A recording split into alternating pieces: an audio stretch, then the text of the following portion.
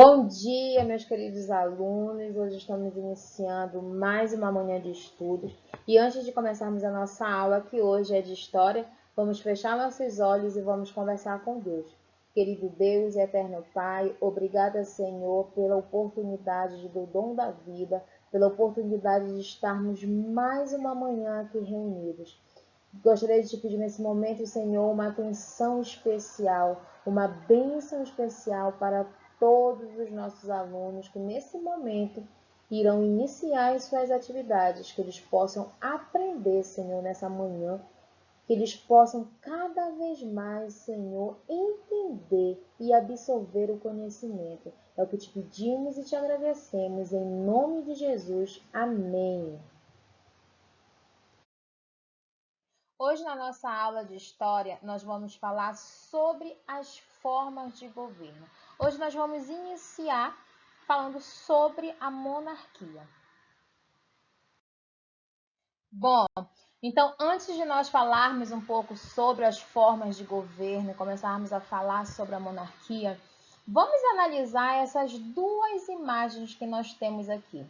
Olhando para essas duas imagens, o que será que a gente pode observar? O que será que elas têm em comum, né? O que nós podemos perceber aqui é que nós temos uma pessoa com vestimentas antigas, tá? Em uma posição com roupas que eram de costume a utilizar muito tempo atrás, né? Em um reino.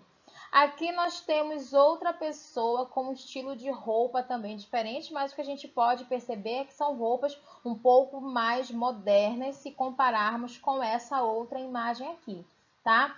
Então, observando essas imagens, nós podemos perceber que nas duas fotos estão se tratando de reis, tanto nessa foto aqui, ó, quanto na segunda foto. Então, se a gente olhar pela postura deles, em ambas as fotos são personagens que são reis. Mas o que será que tem de diferente? Eles são reis, só que em épocas diferentes, né? O que nós podemos deduzir pelo modo como eles estão vestidos. Aqui nós temos um rei mais antigo, com um tipo de vestimenta que era típico daquela época, que era apropriado para aquela época. Aqui nós temos um outro rei, que é o rei da Holanda, só que em tempos diferentes, com uma vestimenta mais moderna. Mas em todas as duas situações, em ambas as fotos, são reis, só que em épocas diferentes. Agora sim, falando sobre a monarquia, tá? O sistema monárquico existe desde a antiguidade. Então, esse sistema ele existe há muito tempo, quando surgiram as primeiras sociedades, tá?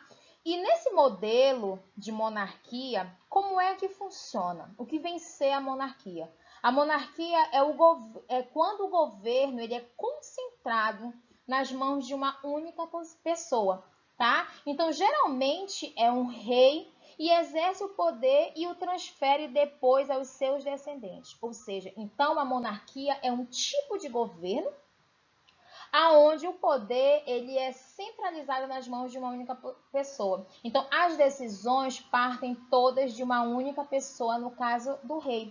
E esse poder ele é hereditário, ele é passado de geração em geração, né, através dos descendentes e de pai, principalmente de pai para filho. Então, é dessa forma que funciona o sistema monárquico, é dessa forma que funcionava a monarquia. No entanto, a forma de governar desses reis pode ser diferente dependendo da época e do lugar. Então, no sistema monárquico, a forma de governar de cada um dos reis vai depender da época em que eles estão e também do lugar, tá? Então, o que nós temos que lembrar? Que monarquia é uma forma de governo onde o poder, as decisões são centralizadas na mão de uma única pessoa, no caso de um rei, e esse poder ele é hereditário, ele é passado de pai para filho, tá? Então, aqui nós temos também o significado de monarquia que nós acabamos de falar a respeito de um poder centralizador, um poder centralizado nas mãos de uma única pessoa. Aqui nós temos 3 exemplos dessa forma de governar, desse sistema monárquico que vai depender do local e da época que está acontecendo o governo. Então aqui nós temos a monarquia teocrática, temos a monarquia absolutista e temos a monarquia constitucional. No mundo antigo, por séculos, os reis governavam de forma teocrática, ou seja, eles consideravam representantes divinos. Eles próprios se consideravam representantes divinos. Lembra quando nós vimos em aulas passadas, lá nas civilizações, nas leis das primeiras civilizações, que tinha o rei Hammurabi, que foi o responsável por aquelas leis de Hammurabi, que eram leis bem rígidas aplicadas antigamente? Então, ele era considerado como se fosse um deus. Então, nessa época, dessa forma teocrática, eles próprios se consideravam representantes divinos. Então, os reis se encarregavam de conduzir quase todos os aspectos da vida em sociedade. Eles determinavam em que as pessoas deveriam trabalhar, quais impostos elas deveriam pagar ao governo, quais leis seriam cumpridas ou como e quando elas lutariam nas guerras. Então, nada partia da população. Tudo era esse poder centralizado, onde essas pessoas que se intitulavam o próprio Deus, elas que tomavam essas decisões para pessoas. Eram elas que tomavam as decisões. Eram elas que decidiam o que as pessoas iriam fazer, que decisões elas iam tomar. E temos também a monarquia absolutista, tá? Na Europa, os reis se tornaram poderosos, pois eles criavam grandes exércitos muito fortes para defender as fronteiras dos países e manter o território sob o seu domínio. Também eles passaram a cobrar cada vez mais impostos e unificaram as moedas nacionais e os idiomas oficiais, assim como as leis e o sistema de justiça também. Então, olha só aqui a monarquia absolutista, né? Tudo centralizado na mão desses reis, que tomavam as próprias decisões, criavam esses exércitos para proteger essas fronteiras e assim eles tomavam todos esses tipos de decisões. Até mesmo a questão do sistema de justiça também e como as leis seriam elaboradas, então tudo partia das mãos desses reis. Então, eles unidos, os reis da Europa, eles adquiriam cada vez mais força e influência e poder por meio da conquista das terras, mercadorias e riquezas que eles obtinham através das grandes navegações. E, além disso, eles afirmavam que os privilégios que eles tinham eram concedidos por Deus. Então, assim, ficava mais fácil, né, deles reivindicarem para si esse poder absoluto. Porque eles diziam que tudo aquilo que acontecia, quem dava esse poder para eles era Deus. Então as pessoas acabavam acatando, né? E assim ficava mais fácil para eles exercerem esse poder absoluto sobre a nação. E eles se consideravam inquestionáveis nas decisões que eles tomavam. E nós temos aqui a monarquia constitucional, tá? Os europeus passaram a desafiar o excesso do poder que os governantes tinham.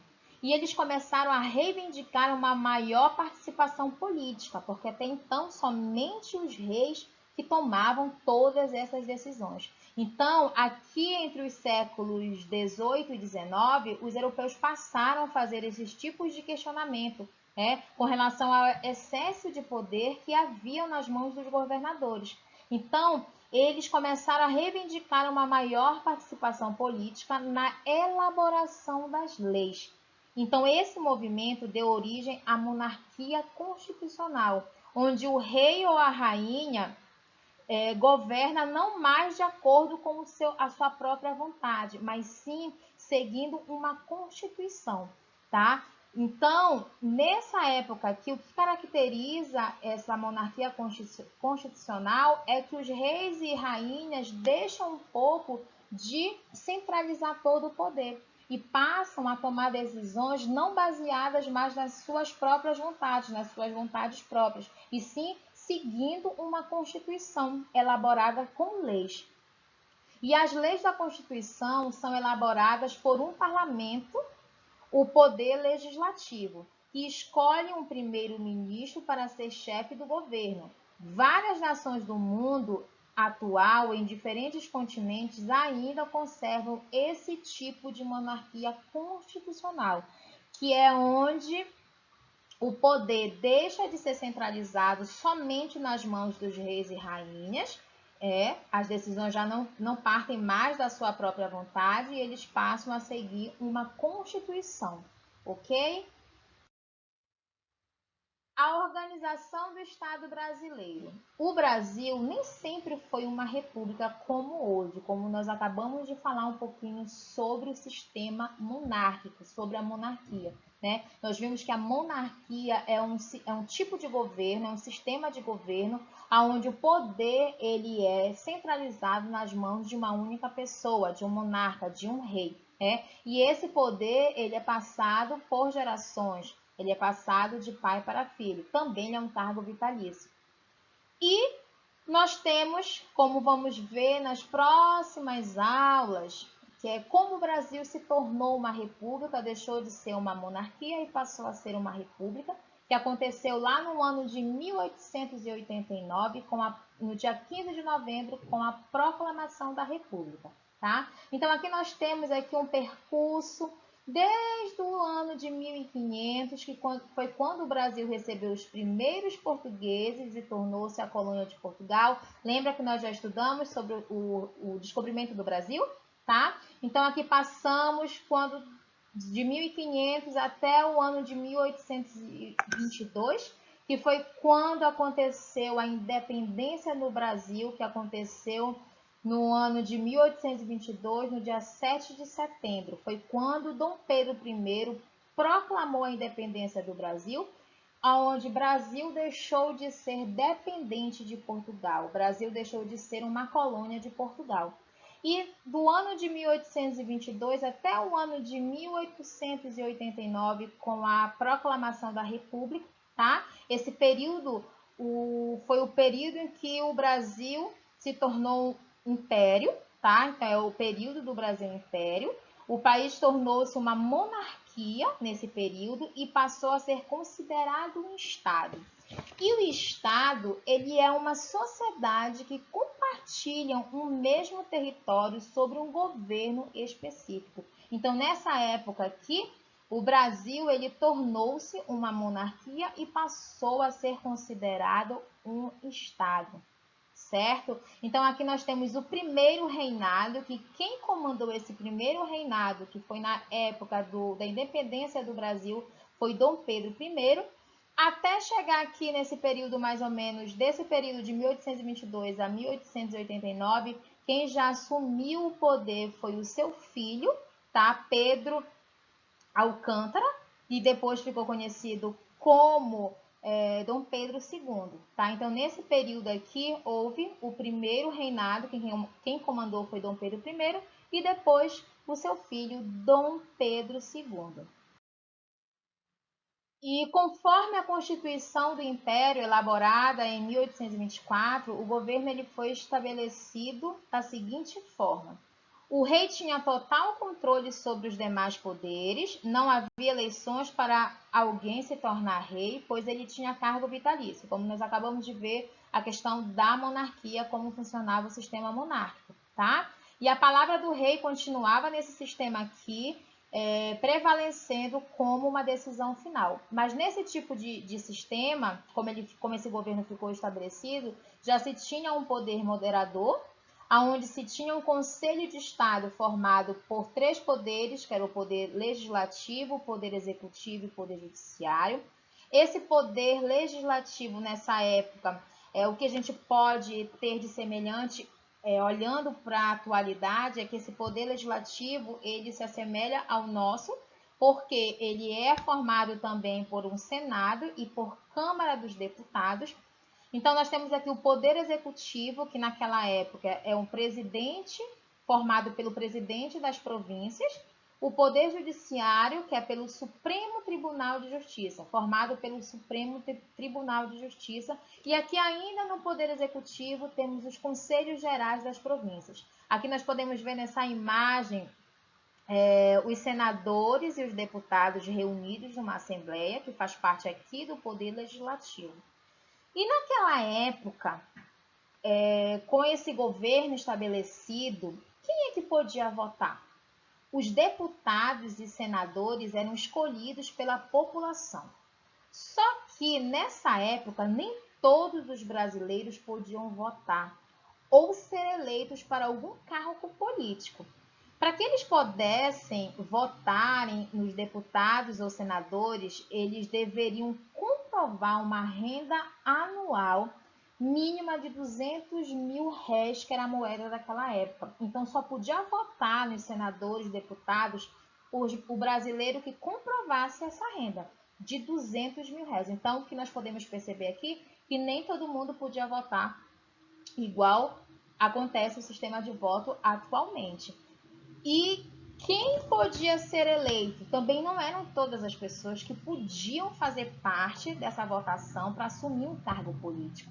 E também nessa época aí só podiam participar desses cargos políticos, participar dessas eleições, quem também comprovasse a sua renda. Só que diferente agora de quem iria votar para participar da eleição, para ter um cargo político, ele teria que comprovar uma renda, só que agora bem maior, uma renda anual de 400 mil réis. E só quem podia comprovar, juntar essa grande quantidade em dinheiro, eram donos de grandes terras e os comerciantes, assim como militares também da época. Então, esse voto ele era baseado na renda do eleitor.